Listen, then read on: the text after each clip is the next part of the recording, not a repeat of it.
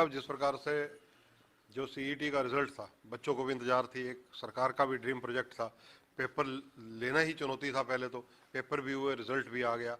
इस रिजल्ट की रेशो क्या रही और आप कितने सेटिस्फाइड हैं सारी चीज़ों से? इस पूरे रिजल्ट से मैं पूरी तरह से सेटिस्फाई हूँ। अगर कोई बच्चा कोई किसी तरह की उसकी कंप्लेंट है तो हमने कल लगभग 100 कैंडिडेट की कंप्लेंट्स का अवलोकन किया, तो कहीं ना कहीं कैंडिडेट की तरफ से ही अधूरी जानकारी थी, तो इसलिए कुछ प्रॉब्लम्स हैं।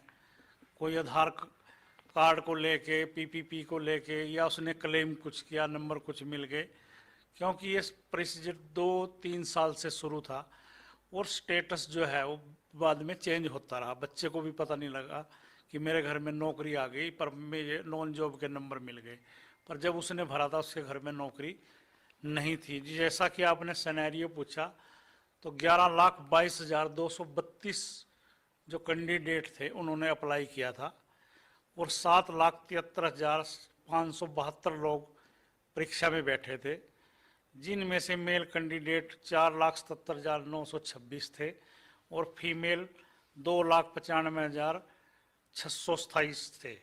जो ट्रांसजेंडर जिनको हम बोलते हैं वो 19 कैंडिडेट थे और टोटल कैंडिडेट जो क्वालिफाई किए हैं रिजर्व कैटेगरी और जनरल के, वो 3,57,562 संख्या है, जिनमें मेल 2,25,005 और फीमेल 1,32,551 और जो ट्रांसजेंडर हैं वो 6 लोग क्वालिफाई हुए हैं। इस तरह से 3,57,562 लोग कुल क्वालिफाई हुए हैं और जिन्होंने परीक्षा दी थी ऐसे 4,16,010 कैंडिडेट जो हैं वो डिसक्वालीफाई हुए हैं, जो 50% और 40% की रेशो को अचीव नहीं कर पाए। खत्री साहब, जो ये चयन प्रक्रिया अपनाई गई, रिटर्न टेस्ट था, सारा कुछ था, इसमें पारदर्शिता का भी दावा किया जा रहा है। अब कितनी पोस्टें हैं, इनको कब तक भरा जाएगा और इसमें कितने बच्चों को इनमें से बुलाया जाएगा पोस्टों के अगेंस्ट? अभी हमारे पास सरकार की तरफ से जो सी क्लास के लिए हैं वो 30,369 पोस्टें जो हैं वो आई हुई हैं। इसमें टीजीटी की अलग से 7,500 हैं और पुलिस की लगभग 6,000 पोस्टें आई हैं। टीजीटी तो अलग स्टेट के आधार पे होगी, पुलिस सीईटी से ही होगा। इस तरह से हमारे पास सी क्लास के लिए अभी तक लगभग 42,000 पोस्टों की डिमांड है, जो रिक्विजिशन है वो सरकार की तरफ से आ चुकी है और अगले 15 दिन में हम इन 42,000 पोस्टों का विज्ञापन करने जा रहे हैं। खत्री साहब, अभी तो जो रिजल्ट आया उसमें बहुत त्रुटियां हैं। किसी बच्चे को 5 अंक नहीं मिलने चाहिए थे, मिल गए, किसी को मिलने चाहिए थे, नहीं मिल पाए, और कईयों की और कई शिकायतें इस तरह की बहुत ज़्यादा जनरल तौर पर देखी जा रही हैं जो बच्चे बता रहे हैं। कल ही हमने एक नोटिस निकाला है अपनी वेबसाइट पे और हमने बच्चों को कहा है कि 15 दिन का टाइम दिया है कि अगर कोई आपको त्रुटि लगती है तो आप उसको सुधार सकते हैं, हम अपने लेवल पे उसको सुधारेंगे और हमने बच्चों को 15 दिन का टाइम दिया है। त्रुटियां कुछ बच्चों को क्लेम के आधार पे हैं, क्योंकि प्रोसीजर 2-3 साल से चल रहा है तो स्टेटस चेंज हो रहा है, और कुछ पीपीपी से हमने अपने नोटिस में ही कहा था कि हम सारी चीज़ें आपकी पीपी से वेरीफाई करेंगे।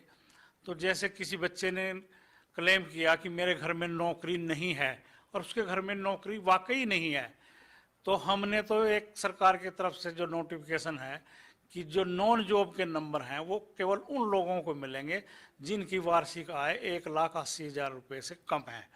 तो बच्चे ने तो क्लेम कर दिया कि मेरे घर में नौकरी नहीं है, मगर एक सरकार की तरफ से कैप भी तो लगा हुआ है ना कि नॉन जॉब के नंबर सिर्फ उसको मिलेंगे जिसकी वार्षिक इनकम 1,80,000 से कम है। कोई बच्चा है उसने कहा कि मेरे घर में तो नौकरी है, फिर भी आपने मेरे को 5 नंबर दे दिए। जब उसने फार्म भरा था उस टाइम उसके घर में शायद नौकरी नहीं थी और उसने क्लेम किया और उस क्लेम को हमने एज इट इज मान लिया।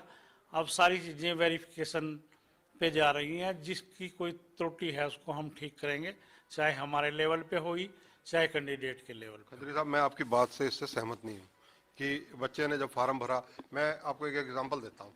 एक सगे भाई बहन है, उन्होंने भरा, बहन को तो 5 नंबर नहीं मिले, भाई के 5 नंबर जोड़ दिए गए, जबकि उस परिवार में सरकारी नौकरी है। तो ये त्रुटि तो कहीं ना कहीं आपके ऑफिस के एंड पे भी रही है या एजेंसी जो इन्वॉल्व है उसके एंड पे भी रही है। हो सकता है वो कहीं पीपीपी के लेवल पे भी हो, पीपीपी में अपडेट ना हो ये चीज़, और हमने सिर्फ पीपीपी को ही आधार मानना है, वहाँ शायद अपडेट ना हो। पीपीपी में भी ये चीज ऐड है। ये पर्टिकुलर केस को मैं जानता हूँ, इसलिए मैंने आपसे बताना चाहता हूँ कि आपके कहीं ना कहीं त्रुटियां आपके नहीं, विभागीय भी अगर अगर आप हमारे पास जो उसने एप्लीकेशन फॉर्म भरा और जो उसको अब स्कोर कार्ड मिला और पीपीपी, अगर ये तीनों चीजें लेके आप आ जाएं, हम दूध का दूध पानी का पानी कर देंगे कि किस लेवल पे त्रुटि है। ऐसा नहीं है, कहीं ना कहीं तीनों स्टेजों पे कहीं ना कहीं एक स्टेज पे त्रुटि है, इसलिए ऐसा हुआ है, वरना नहीं होता ऐसा। खत्री साहब, सीईटी को क्वालिफाइंग बनाने के लिए क्या विचार चल रहा है? क्या सरकार को कोई लेटर लिखी है आपने? नहीं, हम सरकार के नियमों को फॉलो करते हैं, और जो सीईटी का ड्राफ्ट है वो सरकार ने तैयार किया है, मंत्रिमंडल में पास हुआ है। इसमें किसी तरह का जो बदलाव है, करना नहीं करना, ये सरकार के लेवल पे है। अभी तक तो जो सरकार की हमारे पास इंस्ट्रक्शंस हैं, हम तो फॉलो करने के लिए बाध्य हैं एक तरह से उसको। सीईटी को लेकर मामला हाई कोर्ट में भी है। पिछले डेट पर जो है बताया जा रहा है, सुना है, कितना अथेंटिक है ये तो आप कंफर्म करेंगे कि आपके तरफ से या सरकार की तरफ से कोई व्यक्ति पेश नहीं हुआ, अधिवक्ता पेश नहीं हुआ। अब जो अगली डेट फरवरी में है उसके लिए क्या विचार है? देखिए, इसमें सरकार पार्टी है, ना कि एचएसएसएससी, क्योंकि जो सीटी का ड्राफ्ट है, नोटिफिकेशन है, वो मुख्य सचिव की तरफ से जारी हुआ है। हमको ना इसके में कोई जवाब देना, जो जवाब देगी कोर्ट में जाके, जो रिप्लाई है वो सरकार की तरफ से होगा, ना कि एचएसएससी की तरफ से। जो ग्रुप सी के अब पोस्टें आप बता रहे हैं, 4 गुना ज़्यादा बच्चों को बुलाया जाएगा या क्या फार्मूला अडोप्ट किया जाएगा? अभी तो हम पोस्ट के गेट सबसे अप्लाई करेंगे जो भी क्वालिफाई हुए हैं, फिर हम 4 गुना जो टॉपर हैं उनको चिन्हित करेंगे, ये देखेंगे टॉप 4 कौन हैं, उनको ही हम अगले स्क्रीनिंग टेस्ट पे बुलाएंगे, जो अभी तक का प्रावधान है। ग्रुप डी के लिए कब ये सीईटी की परीक्षाएं होने जा रही हैं? ग्रुप डी की जो एनटीए से हमारी बात हुई है और सरकार की बात हुई है, उन्होंने 4, 5 और 10, 11 मार्च अभी निश्चित की है। रिटर्न में अभी कुछ नहीं आया, वर्बली बात हुई है, तो वो 4, 5 मार्च और 10, 11 मार्च अभी निश्चित हुई है। सीईटी की भविष्य में जो परीक्षाएं ग्रुप सी के लिए होंगी उसके लिए कितना गैप रखा जाएगा? कब तक दोबारा हो सकती हैं? क्या संभावनाएं हैं? क्योंकि ये यूथ जानना चाहता है। मार्च में हम जो सीईटी की परीक्षाएं हैं, जो टेस्ट के पोस्ट के गेस्ट है, वो मार्च में शुरू करने जा रहे हैं। जैसा आज ही न्यूज़पेपर के माध्यम से पता चला कि 10वीं और 12वीं की परीक्षाएं 27 फरवरी से लगभग 26 मार्च तक होने जा रही हैं।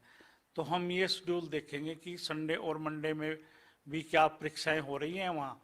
अगर परीक्षाएं नहीं हो रही है तो संडे मंडे को लेके हम मार्च के फर्स्ट वीक में भी ये शुरू कर सकते हैं, वरना परीक्षाओं के बाद तुरंत बाद हम अपनी जो पोस्ट के गेस्ट हमारी परीक्षाएं हैं उसको शुरू करने जा रहे हैं। अगले चरण की परीक्षाओं में क्या 25% हरियाणा से संबंधित जनरल नॉलेज के क्वेश्चन पूछे जाएंगे?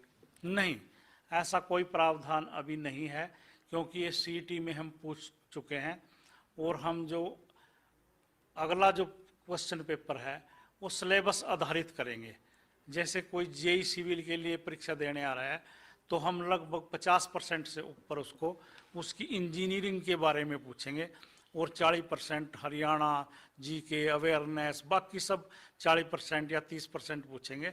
हम अभी जो अगली परीक्षाएं हैं उनको जॉब ओरिएंटल करेंगे कि उसकी जॉब से संबंधित ही ज़्यादा क्वेश्चन उससे पूछे जाएं।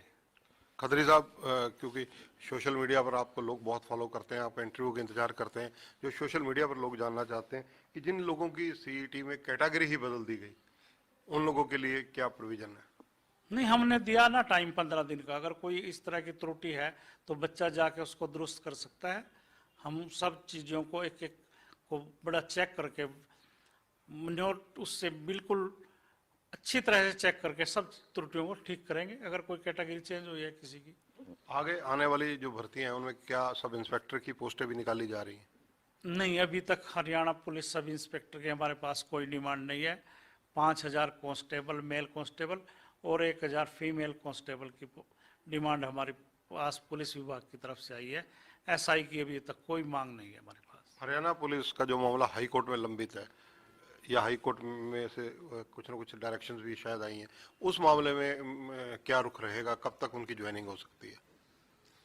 फरवरी जनवरी शायद कोई डेट लगी हुई है, और मुझे उम्मीद है कि वो इसी महीने में, हमने परिपोन डेट भी मांगी है, तो अगर वो जनवरी में नहीं होता तो फरवरी की जो निश्चित डेट है, शायद हमारी बात से जो है कोर्ट कन्विंस होगी और बच्चों की प्रॉब्लम को भी उस नज़रअंदाज नहीं करेगी और उनको सोल्व करेगी कोर्ट, ऐसी मुझे पूरी उम्मीद है। क्योंकि हमने पूरी योग्यता से और पारदर्शिता से भर्ती की है, ये बच्चे भी मान रहे हैं। स्टे का कारण कहीं न कहीं कोर्ट की कुछ बातें समझ में शायद नहीं आ रही हैं, वो हम समझाने के लिए कामयाब होंगे, हम कोर्ट को समझाने के लिए, और स्टे हटेगा। जो सोशियो इकोनॉमी है उसको लेकर कहीं ना कहीं कोई विवाद रहता है, उस मामले में क्या कोई जांच भी प्रशासनिक स्तर पर की जा रही है? नहीं, वो जब फाइनल भर्ती हमारी हो जाती है और जब सिलेक्शन हो जाती है, तब हम हरियाणा पुलिस की जो सीआईडी विंग है उससे जांच कराते हैं कि जो बच्चे ने नॉन जॉब के, फादरलेस के, विधवा के ये नंबर क्लेम किए हैं, क्या उसने ठीक किए हैं या गलत किए हैं, वो हम सिलेक्शन के बाद करते हैं। एक समान योग्यता रखने वाले व्यक्तियों के लिए क्या जो ये एक ही ग्रुप बनाया जा सकता है? जैसे हमने बताया कि 42,000 पोस्टें हमारे पास अभी तक आई हैं, हमने इसके लिए अभी 52 ग्रुप बनाए हैं। जो एक समान योग्यता के पद हैं उनका एक ग्रुप होगा और बच्चे से प्रेफरेंस मांगी जाएगी कि आप कौन से डिपार्टमेंट में और कौन सी पोस्ट पे जाना चाहते हैं। ये प्रॉब्लम हमको सिर्फ जो सिंपल ग्रेजुएट या सिंपल +2 क्वालिफिकेशन के लोग हैं वहाँ थोड़ी सी ये दिक्कत है, वरना हमने टेक्निकल पोस्टों ये कोई दिक्कत ही नहीं है। क्योंकि जो टेक्निकल पोस्ट है वो उसकी एक निश्चित योग्यता निर्धारित है, डिप्लोमा या डिग्री। इसी तरह से अगर देखा जाए तो ये चर्चाएं कि 10+2 वालों के लिए जो ग्रुप है वो 10 से 12 ग्रुप बनाए गए हैं। हाँ, इस तरह के बनाए हैं कि अगर किसी का +2 में साइंस जरूरी है या कॉमर्स जरूरी है या उसको मेडिकल नॉन मेडिकल जरूरी है, तो इस तरह के ग्रुप बनाए हैं। अगर किसी में क्वालिफिकेशन किसी भी स्ट्रीम से +2 या किसी भी स्ट्रीम से ग्रेजुएशन है, उसके कॉमन हमने ग्रुप बनाए हैं। आईटीआई इंस्ट्रक्टर की पेंडिंग जो रिजल्ट्स हैं वो कब तक आने की संभावना है? इस पे हम आज से ही काम शुरू करने जा रहे हैं, और ये जो रिजल्ट डिले हुए हैं इसका कारण ये था कि जो हमारे प्रोग्रामर या ऑपरेटर थे, कंप्यूटर ऑपरेटर, वो पिछले कई दिन से, लगभग 10 दिन से एनटीए के ऑफिस दिल्ली में व्यस्त थे, और हम इस पे जो हमारी 12-13 कैटेगरी 12/19 जो आईटीआई की है उस पे आज से ही हम प्रोसेस शुरू करने जा रहे हैं। अगर मैं एक और सवाल लेना चाहूँ कि वन टाइम रजिस्ट्रेशन टोटल कितने लोगों ने कराई थी, अगर आपको आंकड़ा याद हो? 11,22,000।